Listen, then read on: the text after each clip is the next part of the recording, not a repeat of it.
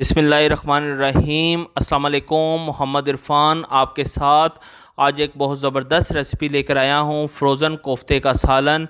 ये बहुत ही स्पेशल और बहुत ही ज़बरदस्त तरीके की रेसिपी आप लोगों के साथ शेयर कर रहा हूँ।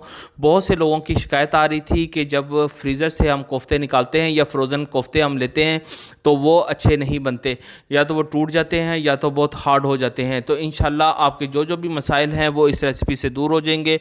बस आपने इसको मेरे तरीके के मुताबिक फ़ॉलो करना है, तो इंशाल्लाह आपकी ये रेसिपी बहुत ही ज़बरदस्त बनेगी। और फ्रोज़न कोफ्ते बनाने का तरीका मैंने इरफ़ान टीवी पर दे दिया है, आप इरफ़ान टीवी पे जाके वो रेसिपी देख लीजिएगा। तो इंशाल्लाह आपके ये कोफ्ते 4 से 5 महीने आप इसको फ्रीज़ कर सकते हैं। और जब आप इसको बनाएंगे तो इंशाल्लाह ये ऐसे ही लगेंगे जैसे आपने बिल्कुल फ्रेश बनाए हैं। तो इरफ़ान टीवी का जो लिंक है रेसिपी का वो मैं डिस्क्रिप्शन में दे दूंगा। तो चलते हैं हम अपनी रेसिपी की तरफ। बिस्मिल्लाहिर्रहमानिर्रहीम। आपने जो फ्रोज़न कोफ्ते लिए हैं उसको आपने एक प्लेट में निकाल लेना है, यानी 1 घंटा आपने इसको बाहर रखना है ताकि ये रूम टेम्परेचर पर आ जाए। ये देख लें 1 घंटा हो चुका है और रूम टेम्परेचर पे आ गया है। तो आगे चलते हैं हम अपनी रेसिपी की तरफ। Hey there. Subscribe to my channel. And also press this bell icon, so you never miss any new updates, cause whenever we upload new video you will get a notification on your phone. चीज़ों की ज़रूरत है वो साथ साथ आप note कर लीजिए। नमक मैंने इस्तेमाल किया है 1 टेबल स्पून, आप अपनी ज़रूरत के मुताबिक कम ज़्यादा इसको कर सकते हैं। टमाटर हमें चाहिए 250 ग्राम और इसका मैं पेस्ट बना लूँगा। दही हमें चाहिए 250 ग्राम और कुछ खड़े मसाले चाहिए जिसमें लौंग, दालचीनी, बड़ी इलायची, छोटी इलायची, बादियान के फूल और सफ़ेद ज़ीरा। ये इससे सालन की खुशबू जायका बहुत ज़बरदस्त आएगा। ये मैंने हाफ़ टी स्पून इस्तेमाल किया है, सब यानी कि हाफ़ टेबल टी स्पून मैंने इस्तेमाल करूँगा। हल्दी हमें चाहिए हाफ़ टेबल स्पून, सुरख मिर्च हाफ़ टेबल स्पून और गरम मसाला हमें चाहिए होगा 1 टेबल स्पून। ऑयल हमें चाहिए हाफ़ कप। एक बॉल ले लीजिए, उसके अंदर नमक जो लिया था वो ऐड कर दीजिए, हाफ़ टेबल स्पून सुरख मिर्च और हाफ़ टेबल स्पून हल्दी। ये आपने तीनों चीज़ें थोड़े से पानी के साथ इसका पेस्ट बना लेना है। बहुत अच्छी तरह आपका ये पेस्ट बनना चाहिए। जितना अच्छा आपका ये पेस्ट बनेगा आपका मसाला उतना ही बहुत अच्छा आएगा। आप थोड़ा सा पानी और ऐड करके इसको अच्छी तरह आप इस मसालों को इसमें हल कर दीजिए। फिर जो हमने दही लिया था 250 ग्राम वो इसके अंदर ऐड कर दीजिए और इसको भी आपने खूब अच्छी तरह मिक्स कर लेना है। जितना अच्छा आपका ये मिक्सर अच्छा बनेगा आपका मसाला उतना ही ज़बरदस्त आपकी ग्रेवी बनेगी। ये देख लें बहुत अच्छी तरह मसाला हमारा मिक्स हो गया है। तो चलते हैं हम अपनी रेसिपी की तरफ। बिस्मिल्लाहिर्रहमानिर्रहीम। हाफ़ कप जो ऑयल लिया था वो एक कढ़ाई ले लीजिए, उसके अंदर डाल दीजिए। जब थोड़ा सा गर्म हो जाए तो इसके अंदर 1 टेबल स्पून सफ़ेद ज़ीरा ऐड कर दीजिए और ज़ीरा को आपने हल्का सारा तकरीबन 1 मिनट तक आपने इसको भूनना है ताकि इसकी खुशबू, और फिर इसके अंदर प्याज ऐड कर दीजिए और इसकी खुशबू इसके अंदर ऐड हो जाएगी। प्याज हमने 250 ग्राम लिए थे और इसको भी हमने बिल्कुल बारीक बारीक चॉप कर लिया है। हमारी जो ग्रेवी है वो बहुत ही ज़बरदस्त बननी चाहिए और इसका कलर भी बहुत ज़बरदस्त आएगा।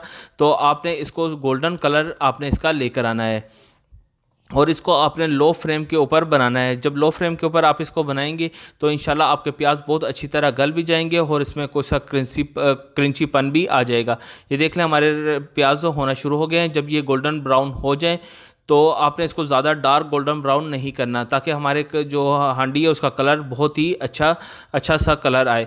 तो फिर इसके अंदर आपने 1 टेबल स्पून लहसुन पाउडर और 1 टेबल स्पून अदरक पाउडर आपने इसके अंदर ऐड कर देना है और इसको भी आपने तकरीबन 2 से 3 मिनट अच्छी तरह आपने इसको मिक्स करके भून लेना है ताकि इसका जो कच्चापन है वो दूर हो जाए और इसके अदरक और लहसुन की जो खुशबू और जायका है वो इसके अंदर ऐड हो जाए। ये देख लें बहुत अच्छी तरह ऐड हो गया। फिर जो हमने मसाला तैयार किया था दही, नमक, मिर्च और हल्दी का वो इसके अंदर ऐड कर दीजिए और इसको भी आपने तकरीबन 3 से 4 मिनट अच्छी तरह आपने इसको भून लेना है। जितना अच्छा आप इसको भूनेंगे हमारी रेसिपी उतनी ही अच्छी बनेगी। वो जो हमने खड़े मसाले लिए थे वो इसके अंदर ऐड कर दीजिए। बड़ी इलायची, दालचीनी, छोटी इलायची, सफ़ेद ज़ीरा, काली मिर्च, लौंग और बादियान के फूल वो इसके अंदर आपने ऐड कर देने हैं। तो इसको भी आपने अच्छी तरह थोड़ा सा 2 से 3 मिनट आपने अच्छी तरह इसको आपस में मिक्स करके थोड़ा सा पका लेना है। फिर इसके अंदर कवर लगा के आपने 2 से 3 मिनट के लिए रख देना है। जब इसके ऊपर हल्का सारा कवर ऑयल आ जाए तो आपने इसको मिक्स करके फिर जो हमने टमाटर लिए थे, मैंने इसका पेस्ट बना लिया है 250 ग्राम, वो इसके अंदर आप ऐड कर दीजिए और इसको भी आपने 2 से 3 मिनट अच्छी तरह भून लेना है ताकि सारे टमाटर अच्छी तरह इसके अंदर मिक्स हो जाए। फिर आपने इसको कवर लगाकर तकरीबन 4 मिनट के लिए आपने इसको रख देना है ताकि हमारे टमाटर इसके अंदर ही गल जाए। आपने फ्लेम को बिल्कुल मीडियम से नीचे रखना है, यानी कि दम से थोड़ा सा ऊपर वाला फ्लेम आपने रखना है। तो ये देख लें, जो हमारे फ्रोज़न कोफ्ते लिए थे वो फ्रोज़न कोफ्ते आप इसके अंदर ऐड कर दीजिए। और बहुत ज़रूरी स्टेप आपको मैं बताने लगा हूँ, आप इस पॉइंट को याद रखिएगा। आपने इसके फ्रोज़न कोफ्ते डालने के बाद आपने इसको चम्मच बिल्कुल नहीं लगाना और इसको कवर लगाकर आपने 2 से 3 मिनट के लिए इसको सिर्फ आपने डाम देना है। 2 से 3 मिनट के बाद आपने इसका कवर उठा लेना है और इसको आपने सिर्फ कढ़ाई के साथ आपने इसको मिक्स करना है। इसके बीच में चम्मच बिल्कुल नहीं हिलाना, क्योंकि ये कोफ्ते अभी नरम है और इसमें टूटने का इसको ख़तरा होता है, जिसकी वजह से आपके कोफ्ते टूट जाते थे। तो आपने ये स्टेप लाजमी याद रखना है। फिर आपने इसको कवर लगा के तकरीबन 10 से 12 मिनट के लिए आपने इसको बिल्कुल लो फ्लेम के ऊपर आपने इसको रख देना है। कोफ्तों की टाइमिंग 10 से 12 मिनट काफ़ी है। देख ले 10 से 12 मिनट हो चुके हैं और हमारे कोफ्ते तकरीबन गल चुके हैं और तैयार हो चुके हैं।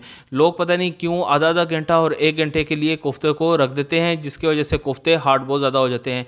लेकिन कोफ्ते तकरीबन 10 से 12 मिनट में बहुत अच्छे पक जाते हैं और फिर बाद में आप इनको चम्मच लगा सकते हैं। फिर इसके अंदर 1 टेबलस्पून गरम मसाला जो हमने लिया था वो इसके अंदर ऐड कर दीजिए और इसके ऊपर भी आपने 2 मिनट का सिर्फ कवर लगाना है ताकि जो गरम मसाले की खुशबू और जायका है वो इसके अंदर ऐड हो जाए। देख लें 2 मिनट हो चुके हैं और बहुत ही ज़बरदस्त इसकी खुशबू और जायका ये इंशाल्लाह बन गया होगा।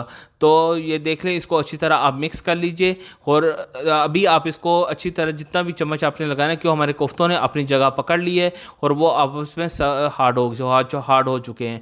तो इस वजह से आप ये देख लें, बिल्कुल ज़बरदस्त इसका जायका, बहुत अच्छी खुशबू और बहुत ही अच्छा कलर इसका आया है। तो आप इसको ये रेसिपी ज़रूर एक दफ़ा ट्राई कीजिएगा। फ्रोज़न कोफ्ते की रेसिपी ये फ्रोज़न कोफ्ते मटन में भी और चिकन में और फ़िश के अंदर भी आप इसको सेम इसी मेथड के साथ आप इसको बना सकते हैं। बस आपने सिर्फ अपने फ्रोज़न कोफ्तों की मीट का आपने देखना है कि आपने कौन से वाले लिए हैं, और लेकिन बाकी सारी रेसिपी आपकी सेम जैसी ही चलेगी। तो आप इसको ज़रूर ट्राई कीजिएगा और अपने फीडबैक से बताइएगा कि आपको ये रेसिपी कैसी लगी। तो अभी मोहम्मद इरफान को इजाज़त दीजिए। अल्लाह हाफिज़।